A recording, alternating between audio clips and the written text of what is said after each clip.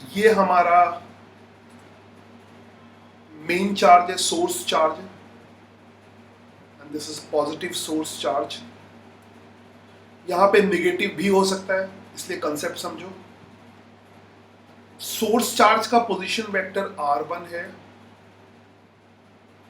और जहां पर हमें इलेक्ट्रिक फील्ड निकालना है उसका पोजीशन वेक्टर r2 है। ऑब्वियसली पॉजिटिव q का इलेक्ट्रिक फील्ड की डायरेक्शन अवे फ्रॉम चार्ज होती है, तो इलेक्ट्रिक फील्ड की डायरेक्शन इधर होगी। ठीक है, सो अगर ये डिस्टेंस r के बराबर है, इसका कंसेप्ट समझना, कुछ भी रटने की कोशिश मत करना इसमें, क्योंकि सवाल में वो कुछ भी दे सकता है। तो अगर डिस्टेंस ये r है, तो इलेक्ट्रिक फील्ड का, इस ब्लू वाले इलेक्ट्रिक फील्ड का जो मैग्नीट्यूड है, वो तो यहाँ पे 1 कूलम चार्ज रख के निकाल लेंगे, रखेंगे नहीं मगर बस निकालने के लिए हो जाएगा।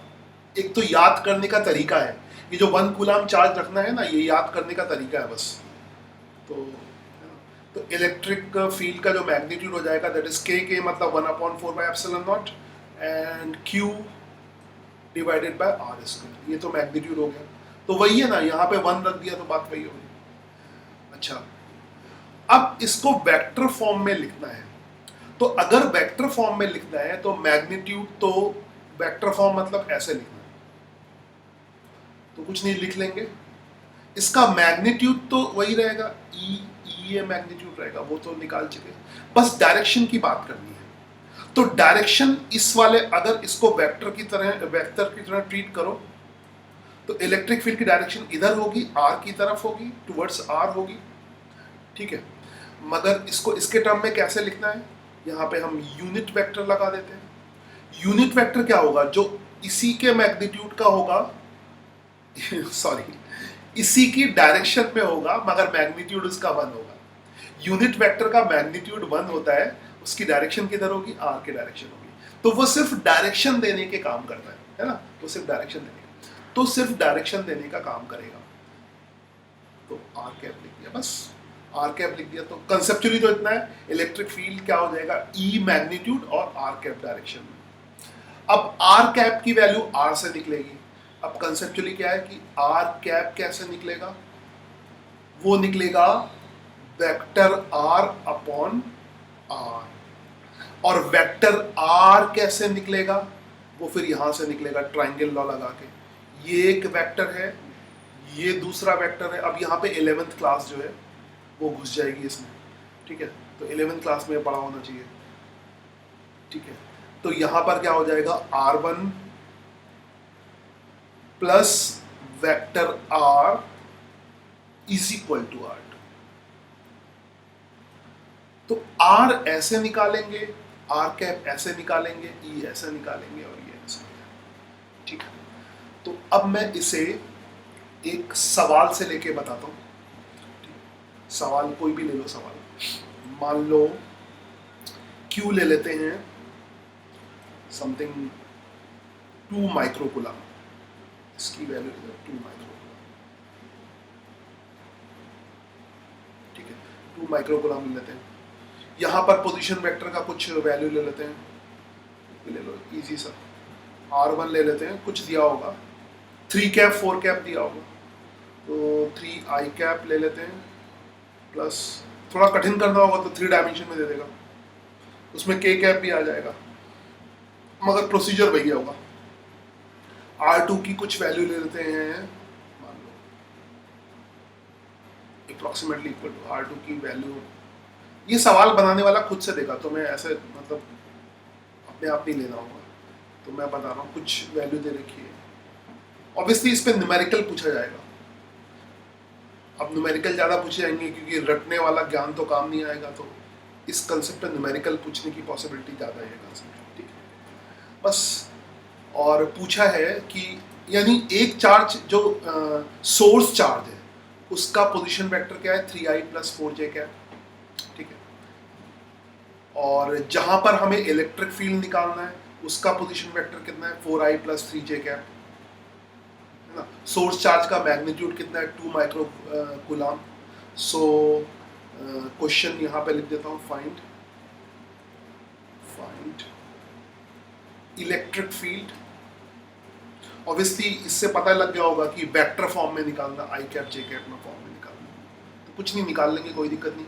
क्या चाहिए, इलेक्ट्रिक फील्ड वेक्टर फॉर्म में क्या हो जाएगा, इसका मैग्नीट्यूड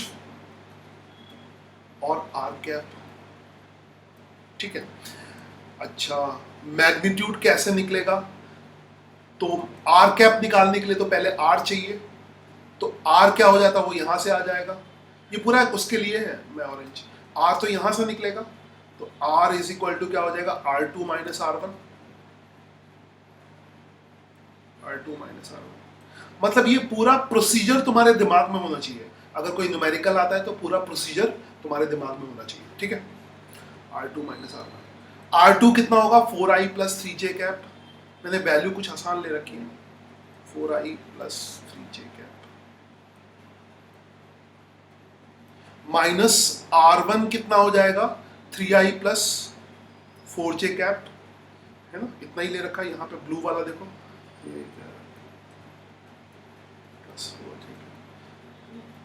एक्चुअली में टॉपिक ही न्यूमेरिकल के लिए है, थ्योरेटिकल इसमें कुछ नहीं पूछेगा। तो R की वैल्यू कितनी हो जाएगी, 4i cap minus 3i cap, और ये हो गया i cap minus j cap, like that, I cap minus just. तो इसका मतलब क्या हो गया, आर की वैल्यू इतनी हो गई, तो आर की वैल्यू अगर इतनी हो गई तो आर कैप फिर कितना होगा, आर कैप कितना होगा, उसके लिए क्या करोगे, वेक्टर आर को उसके मैग्नीट्यूड से डिवाइड कर दोगे, वेक्टर आर को उसके मैग्नीट्यूड से डिवाइड कर दोगे, तो वेक्टर आर तो क्या है, आई कैप माइनस जे कैप है, उसका मैग्नीट्यूड आई होप तुम्हें निकालना आता होगा, अंडर रूट इसके साथ जो टर्म लिखा है उसका स्क्वायर और इसके साथ, अब ये सब 11th में सिखाया जाता है, तो इसके लिए मेरे वेक्टर के 11th वाले वीडियो देखो, ठीक है। मैंने यही सब सिखाया जो काम का है, फालतू चीज़ें नहीं सिखाई है। तुम लोग क्या फार्मूला सीख के चले आते हो, a square plus b square 2ab cos theta, जो कहीं लगता नहीं है ना? वो एक्चुअली मैथ्स का फॉर्मूला रटाने के लिए अच्छा रहता है। So i cap minus j cap, main चीज तो i cap j cap concept ही समझना होता है उसमें, मैं कभी नहीं बताता डायरेक्ट फॉर्मूला कोई भी।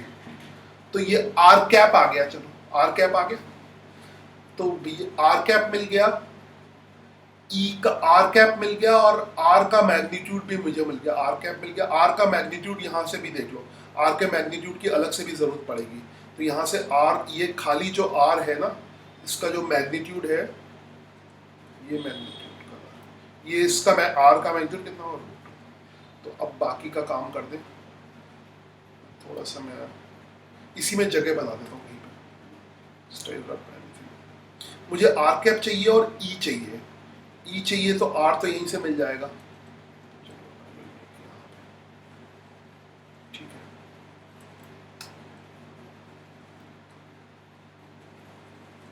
सो I hope you got it.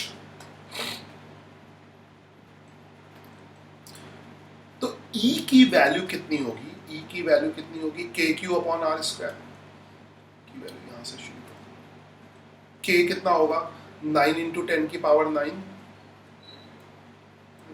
Q मैंने कितना लिया है, कुछ माइक्रोकुलम, 2 माइक्रोकुलम लिया है, तो माइक्रोकुलम क्या होता है, 2 इंटू 10 की पावर माइनस 6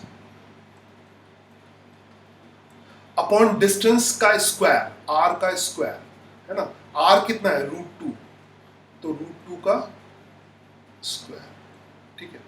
तो ये वैल्यू कितनी, √2 का स्क्वायर करोगे तो ये 2 कैंसिल हो जाएगा, तो ये आएगा 9 इंटू 10 की पावर 3, और इसकी यूनिट होती है न्यूटन पर कूलम।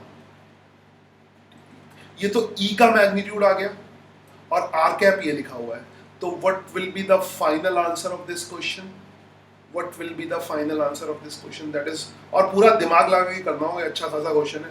तो ई का मैग्नीट्यूड कितना हो गया, 3 इंटू, आई थिंक मैंने यहाँ पे सही लिखा ना, 9 से, हाँ सही लिखा, एकदम परफेक्ट है, 9 इंटू 10 की पावर 3, बोलता हूँ तब भी सही नहीं लिखा, 9 इंटू 10 की पावर 3 ठीक है, 2 तो कैंसिल हो गया था और आर कैप लिखना होगा, तो लिखूंगा, ऐसे खाली मत छोड़ देना।